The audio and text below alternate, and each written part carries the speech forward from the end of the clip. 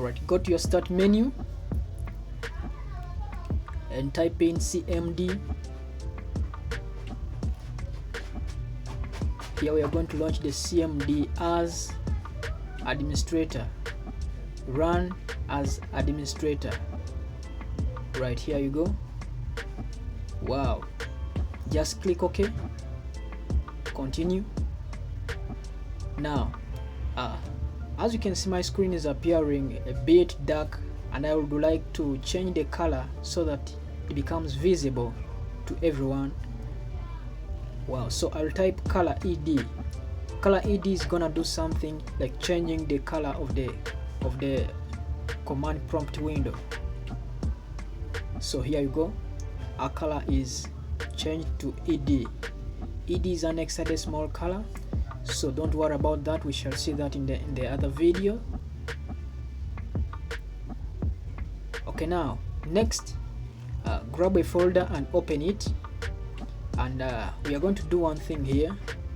We are going to copy the path in this folder and open it in the CMD. So just go to the status menu and copy that file path over there, and you can close this. Now paste it over here in the CMD right there. But before pasting it, ensure to type cd. Cd means change directory or enter inside that kind of directory. So here you go.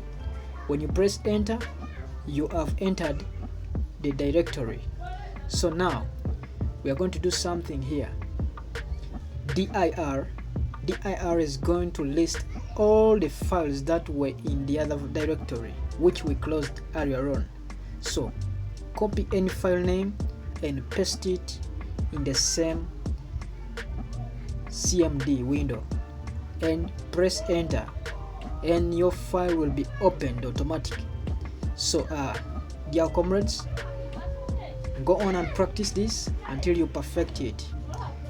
Please endure to subscribe and like, share this video and download it if you find this video really helpful, so that you can grab each and every step in this video. Thank you.